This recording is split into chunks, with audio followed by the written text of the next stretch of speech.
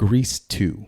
Not just Grease 1. Most people are like, yeah, Grease? Of course. Grease is a great movie. Grease is definitely a guilty pleasure movie for me. My wife makes fun of me for it all the time because she thinks Grease 2 is a horrible movie.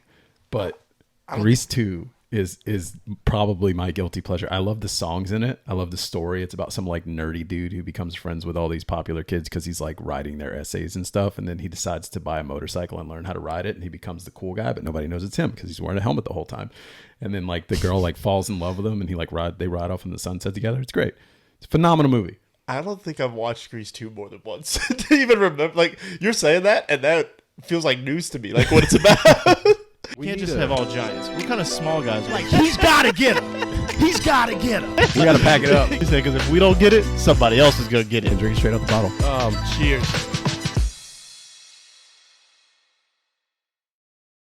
Welcome to the Who F'n Kneauxs podcast. I'm Patty V. He's Dave Rainey. Welcome back to another edition. How we feeling, man? Rushed. No. Rushed. I rushed him. I have stuff to do today, so we're going to keep this thing brief. No, I'm feeling good, man. How you feeling? You good? I'm feeling pretty good. Yeah, I'm feeling pretty good, man. We're already planning another vacation. We just got back from vacation, so stuff's wild. That must be nice. We'll talk about that in a second. I want to dive in today. We've been talking about like things we want to dive into to get more views. We're diving into politics today, and we're going to tell you why your presidential candidate is not qualified. No, we're not. We're not doing that. I'm joking. They all suck. That's why we're going to move on from that. I do have a blanket statement for that. Go for it. Because they're all 85 years old. That's exactly what it is. No matter who you vote for, that is not a debate. Yeah, but definitely go vote. I encourage it. You should vote, but it just kind of sucks. This is life. What is life? What is life? What is the meaning of life? I suck because I was going to get all deep and philosophical. I don't think we have time to dive into the meaning of life today. We can. What's the meaning of life for you? I think it's different for every person. Just being a good person, I think, and having a positive impact on the people around you, I think. I think so too. I think I'd take it deeper. I think, and I'm sure you do too, you're just rushed and I'm putting you on the spot. I think for me, the meaning of life is happiness. But what is happiness, right? Happiness for me is knowing that I'm leaving a positive impact on everyone around me. Hopefully, I'm not always doing that. I'm kind of a POS sometimes. Let's be honest. Hoping that I'm really guiding my children to have a great future, setting a great path for them. Like that's the type of stuff I think about, and I think happiness comes from that, and that's my meaning of life. That's fair. Love, happiness. I like that. I'm a hippie at heart, y'all. I promise you. That he is. I really am. Vouch to that. Really am. Peace, love, and joy. No drugs, though. I was younger, Patty. Not really, but still. I want to talk about tipping. Tipping. Like tipping a waitress, tipping. Whatever. Oh, okay. I was making sure it wasn't some new slang. They got these new slangs out there now. Okay, what about it? I bring this up because I know you're a good tipper. You kind of pride yourself on being a good tipper. Thanks, man. Just different scenarios. Mm-hmm. Number one, how do you feel about when you're at a restaurant and they kind of stand over you, waiting for you to, you get your check and they're just kind of waiting? Yeah. Does that affect your tip at all? No, not me, but I could see how it affects other people. Does the waitress's service really at the end of the day, so the waitress's service, if the waitress gives you good service, but the food comes out slow, all of this, does that affect your tip at all for the waitress or waiter? It's tough. It's tough. It depends. It really depends. I would normally say no, it doesn't, but I've had some waiters that like aren't as attentive in that time, and it's like annoying. It just depends on the overall feeling that I'm getting from the restaurant as a whole, and it's not the waiter or waitress's fault, but like sometimes it's gonna fall on them. How do you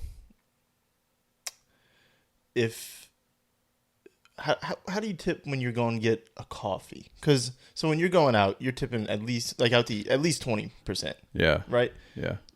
If you're like me, I get 25, but yeah. Sometimes I feel bad because I'll go to a coffee shop every day and I'm only tipping $1. And in like today's world, $1 doesn't go very far. Yeah. Right. But I'm also in my head, I'm like, this coffee is only like $6. Mm-hmm. Or technically it's an iced coffee that's $6. That's the real issue here. But that's another story. But I'm also here 4 days a week, 4 or 5 days a week, tipping $1. But I do sometimes feel bad that it's only $1. But But I'm like you, and if I'm going out to eat and stuff, I'm usually tipping pretty well. If I go to like a valet and I valet my car, it's at least $5 or $10 depending. Well, you know why that is though. So there's a lot of people out there that don't think like this. The reason you do that, right, is because you've worked in that position before. You've valeted cars before, right? Like you know that you should I tip know these that when I guys. was a valet, $1, like you're grateful for whatever. Well, I was. You know, if you give me anything cool, because I kind of just expect people to be the worst and not give you anything. But I'd say 85% of the people give you something. Yeah. But when I just got like a $5 bill, it's like, all right, that's a good, solid. That felt fair for what I had to do. When you get like a 10, that was like, all right, this is great. But yeah, I mean, when I'm going to the coffee shop, I went to get coffee the other day and I only tipped $1 again. I'm like, it doesn't feel like enough because $1 is not much anymore. Yeah.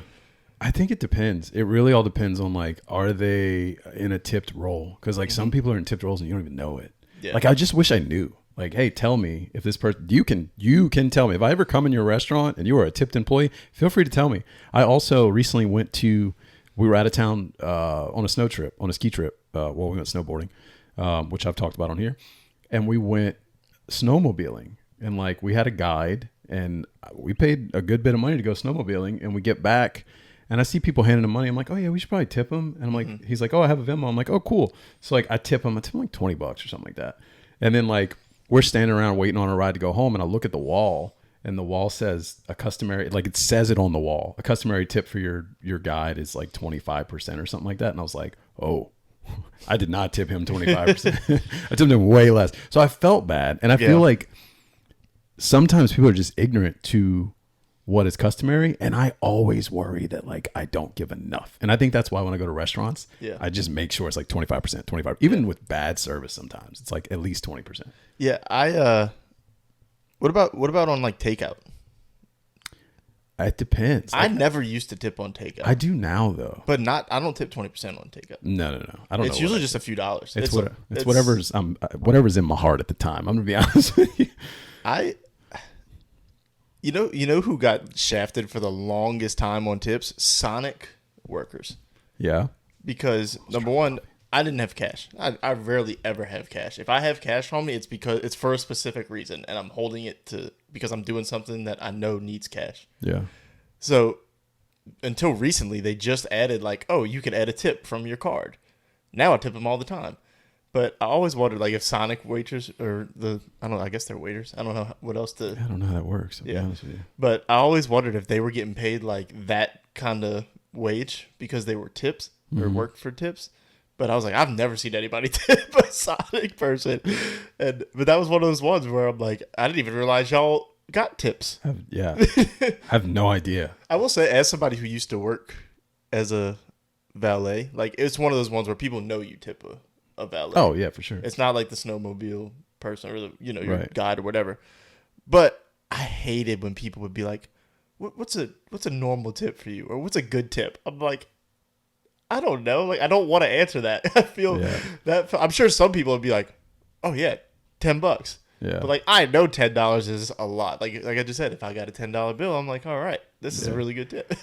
I get that because I've also been in that role. Like I delivered pizzas growing up, and people would be like, "Hey, like how much should I tip you?" And I'd be like, "I don't fucking know. Yeah, just tip me whatever you want." But like now, as an adult, going places and wanting to tip people and not knowing, like I just said, my fear is like I want to make sure I'm tipping enough. I want to be able to ask. Yeah. Just tell me. It's okay. I'm not going to judge you. Yeah. If you say $100 and in my head I'm like, I'm not tipping you $100. Sorry, buddy. I'm not tipping you $100. It just is what it is. Yeah. I'll also say, to kind of wrap this up, if you're in an industry where you work for tips, you have to have a Venmo somewhere. Yes, 100%. Like, because even, like I said, I think the valet is probably the one that I use the most. That's not a restaurant or, something where you're paying for a card with a card. Like, I don't have cash, and if you don't have I'm not going to the ATM and paying an extra $10 in fees just to get you a $5 tip. Yeah. Like, I'm sorry, but you have to have a Venmo or something I don't care what you do with it. Wear it on a bracelet, a keychain, or neck. Like I agree.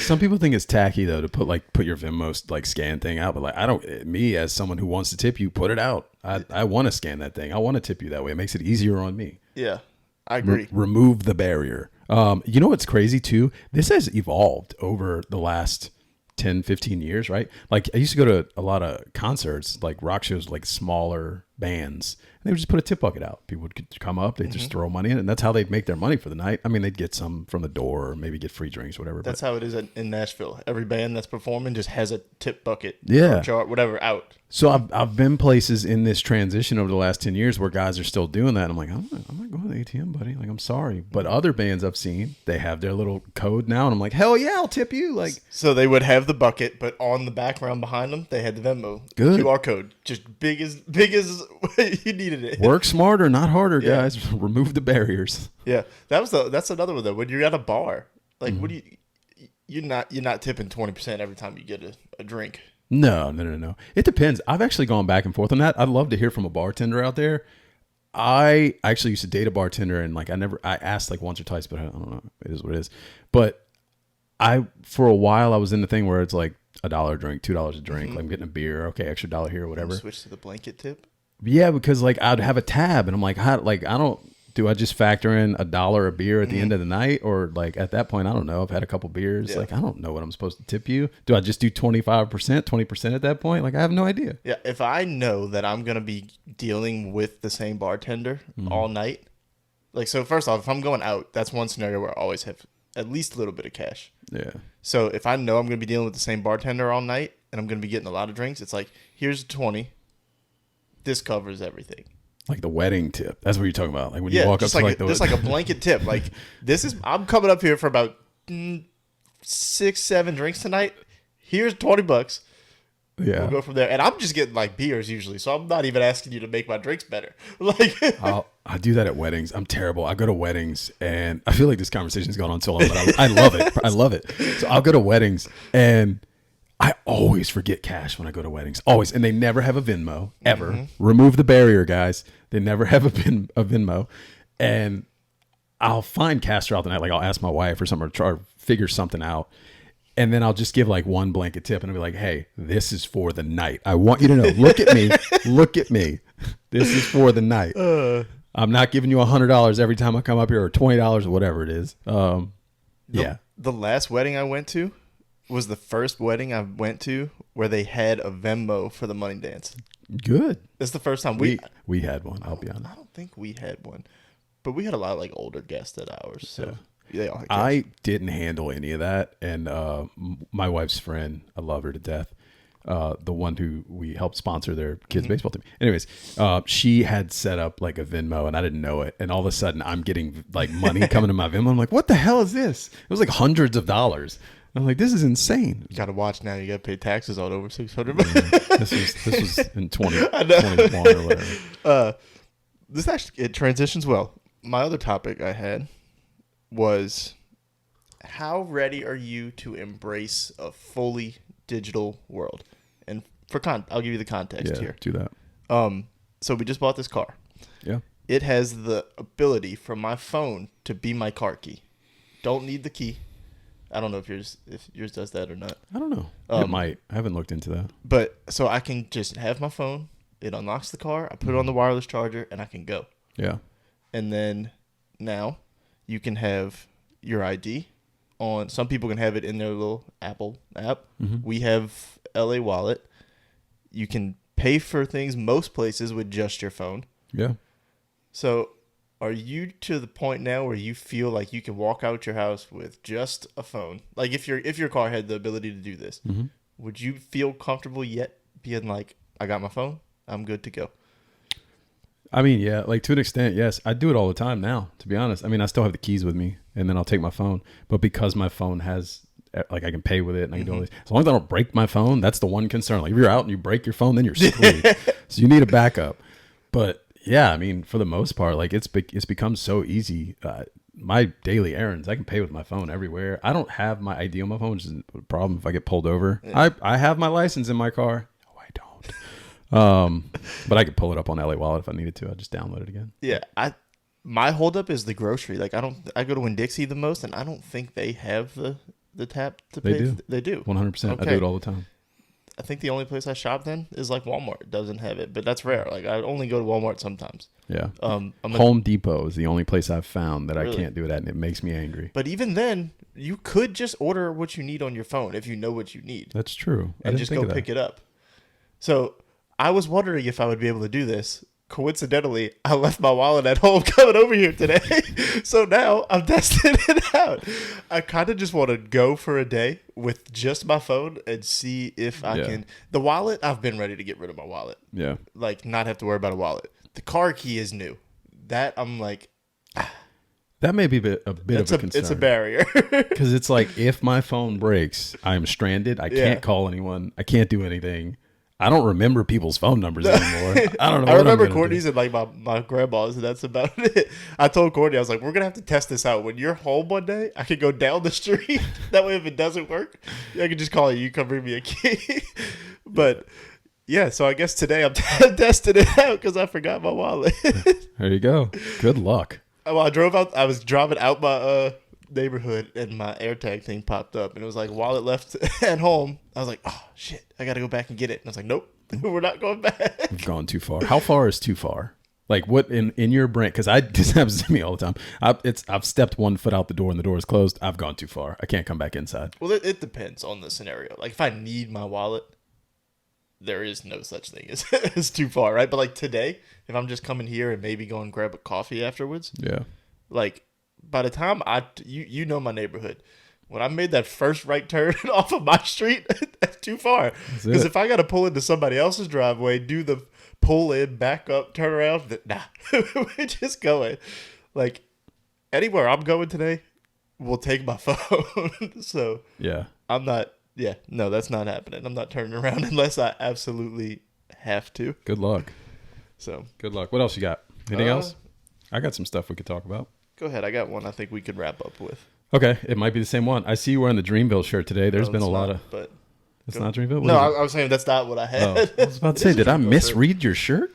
This is a Dreamville shirt. This was thought out. I figured it was. There's been a lot of talk online in the last 24 hours, and then also in our group chat for the know about who the best rapper is of the bunch that's beefing right now. Of the big three? Of the big three. I don't even know what the hell that is. The big three? What are we, Miami? Like, what is happening here? It's just from their song. It's from First Person Shooter. Oh, that's fair. J. Cole says something about, I forget the exact line. He mentions the big three, and he says, is it K. Dot, Aubrey, Drake, or me? So Makes sense. he coined them the big three.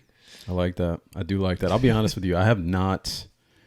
I listened to that song, but I probably listened to it like 3 times. Didn't dissect the lyrics. It's been a while since I've really dove into any albums or like specific.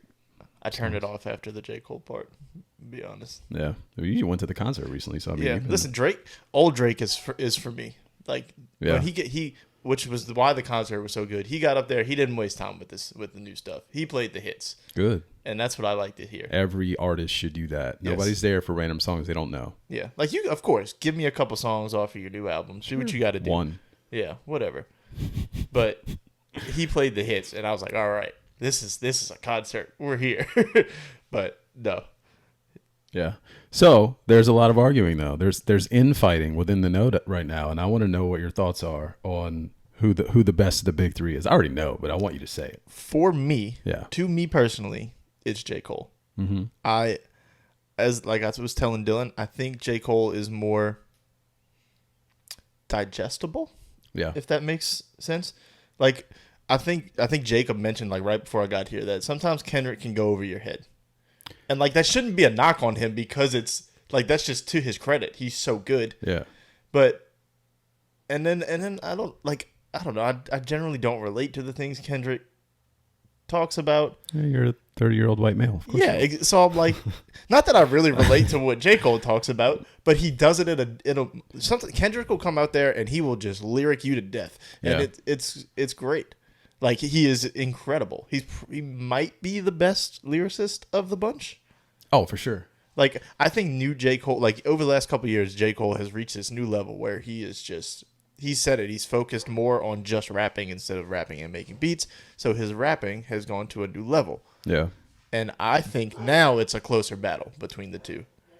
But I would probably say Kendrick's a better rapper. I think J. Cole marries the lyrics and making a song the best.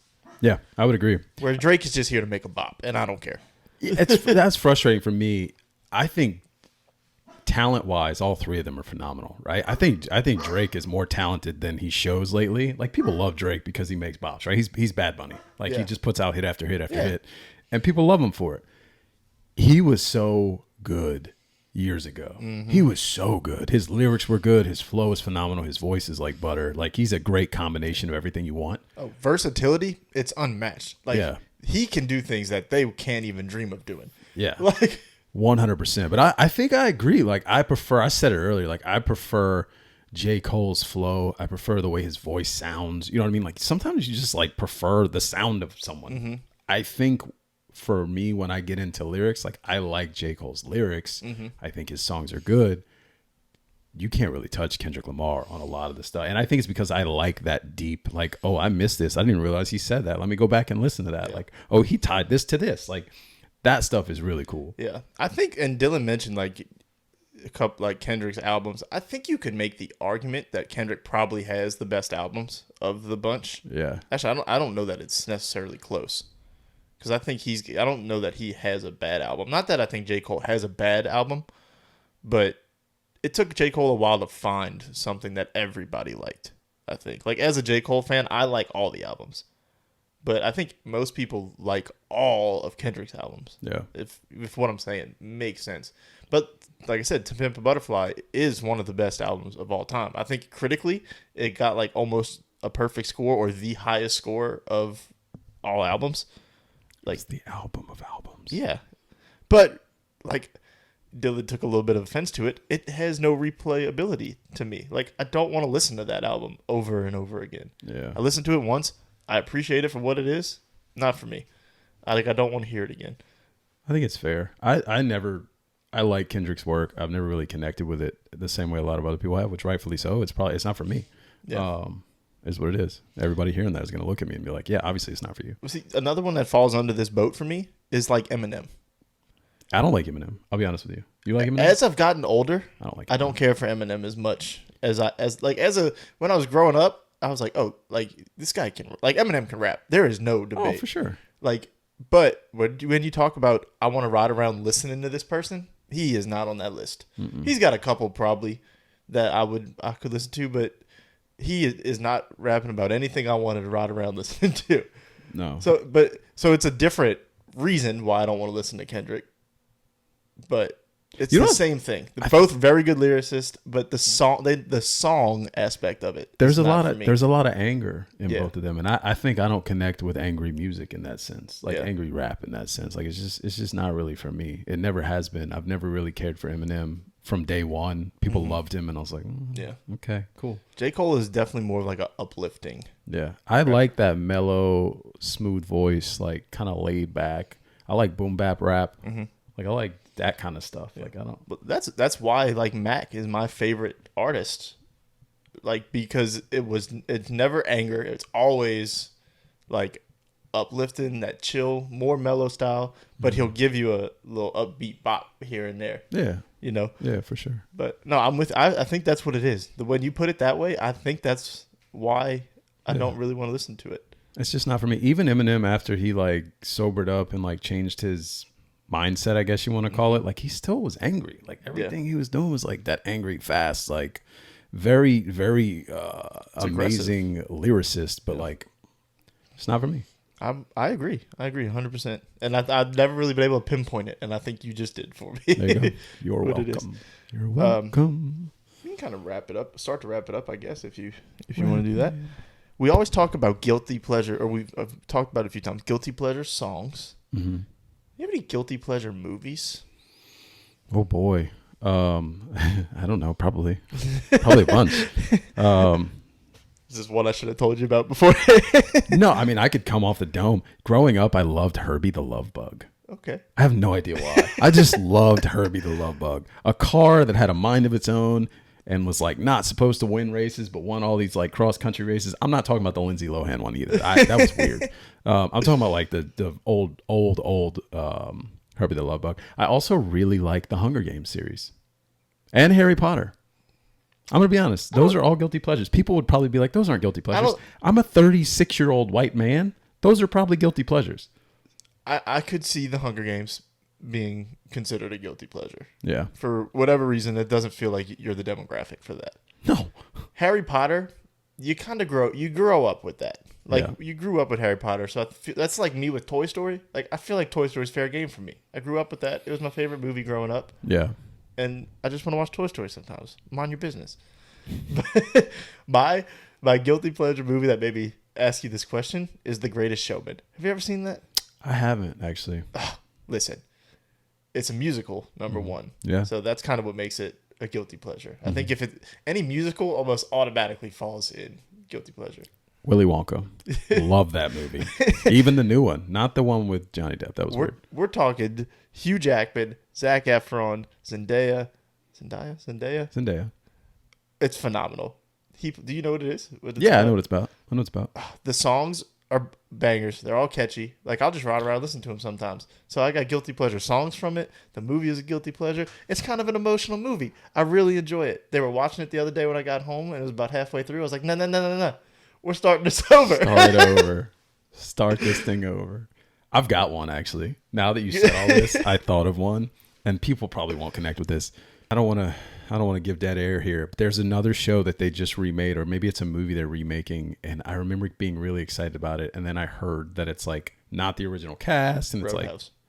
like Roadhouse? They're remaking Roadhouse. Who's in Roadhouse? Jake Gyllenhaal. Okay. They actually filmed a scene for it after a UFC event, or like in the middle of a UFC event. Nice. Like the people were very confused that Jake Gyllenhaal was just gonna be in the ring, and they were filming it. I think Conor McGregor might be involved in it some kind of way. Oh, I think I've seen the poster for it. I think I've seen Conor McGregor. Yeah. I think I've seen some of this. Okay. Yeah. Like, this is a movie I'm okay with them remaking. Like, but I don't. It feels like they're modernizing it though. If he's in a UFC ring, I don't have an emotional attachment to Roadhouse, so I'm cool with it. Like, give me this one. Yeah, that's fair. The Strangers. They're remaking The Strangers. That I'm here for. All-time favorite horror film. They're turning it into like a 3-part movie. Yes. Okay. Here for that. I do love when they dive into backstories and like get deeper into stuff. I don't like when they remake stuff and they keep it so high level and like kind of like whitewash it, cookie cutter it. You know what I mean? I don't know what the best phrase is for that, but like just kind of like bland it down. Okay, so to put a bow on it, if you have a favorite movie or show, doesn't matter. You had to choose. Do you want a sequel or a spinoff of one of your favorite characters? Ooh. It depends on the show. Because the first show that came to mind was Ted Lasso. And in my head, I was like, I just want Ted Lasso to keep going. But I know they're not going to do that. That supposedly is getting a spinoff. Yeah, I know they're supposedly doing a spinoff. So I'm like, I mean, maybe I'll be okay with the spinoff. I don't know. I think it depends on how the original ends. If it feels like it came together perfectly and had a good ending, I'm like, spinoff. What are some good spinoffs? Like, what's the new Game of Thrones? The House of the Dragon is it's kind of, well, I guess it's kind of it's a prequel spinoff ish. Yeah. But this one is very good. Like, very, very good. Best spinoffs of all time. We're getting into this. Better Call Saul's a spinoff? Yeah. What? The Jeffersons is a spinoff? Frasier's a spinoff? Speaking of, how the hell is Seinfeld? Yeah. Look, now we're opening a new can of worms. Listen, we got 10 minutes here. How the hell? So anybody who hasn't been watching on our Twitter, we've run a poll for the greatest show of all time. There were 64 television shows in this. We're finally in the finals. It's a March Madness style tournament, and it's Seinfeld against The Sopranos. Seinfeld has gone on a run that I never expected. Apparently, there's a bunch of 40 and 50-year-olds that follow this poll and just keep voting. They don't follow us, I think. Yeah, I think they've just been following the poll. Or sometimes people just seem to get on Twitter and search for a word.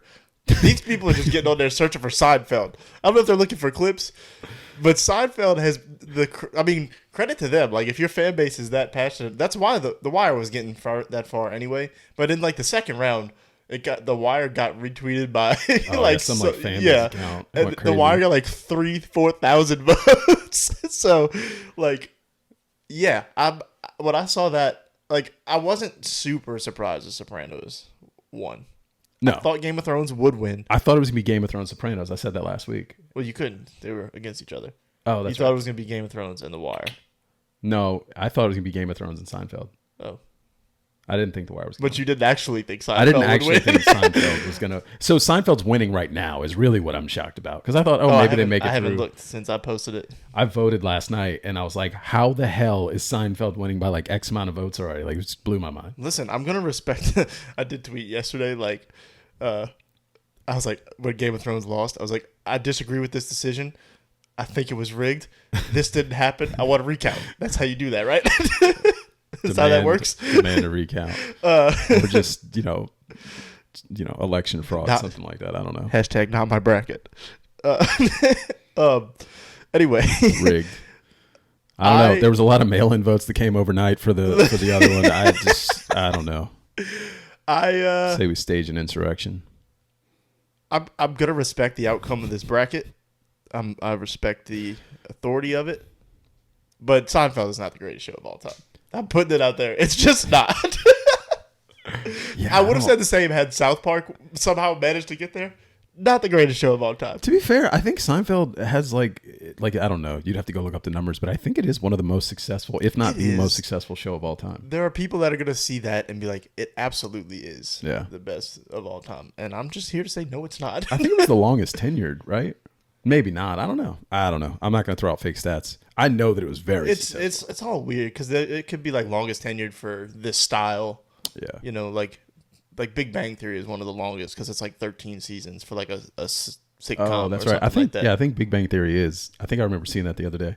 I think Seinfeld though was like one of the most successful, or still is one of the most successful, and it actually ended early. Like they decided to stop recording. It wasn't canceled. You know what? Sometimes that's the move. Yeah. Sometimes That's the move. they said no Seinfeld for you, no soup for you.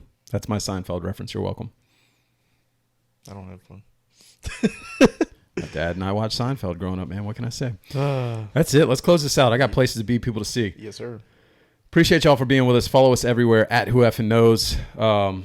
Ton more stuff coming for your dome. We're gonna have some Tulane stuff coming out soon. Big Tulane football fans, and they're in the middle of spring practices right now. So should be some really cool stuff coming out. Everybody's got new numbers. We don't have to dive into that topic. We'll get into it later. Maybe some short videos. I don't know. Mm-hmm. Also check out FBR Pod.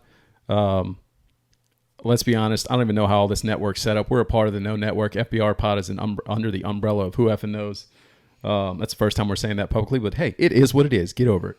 A lot of fun stuff. Yeah, check us out everywhere. That baseball pod back too, also. So that's right. Is that us? I don't even know. no, that's under the main thing. That for sure is found if you go to the Nose YouTube, that is for sure on there. As Cool. long as you set it up to be there. I did. Yeah, it's there. I was gonna say that's generally your responsibility. So And I don't even know. No, it's there. I recall. who knows? Who F'n Kneauxs? The podcast about everything and nothing all at the same time. We appreciate you guys for joining us. We'll see you next week. Later.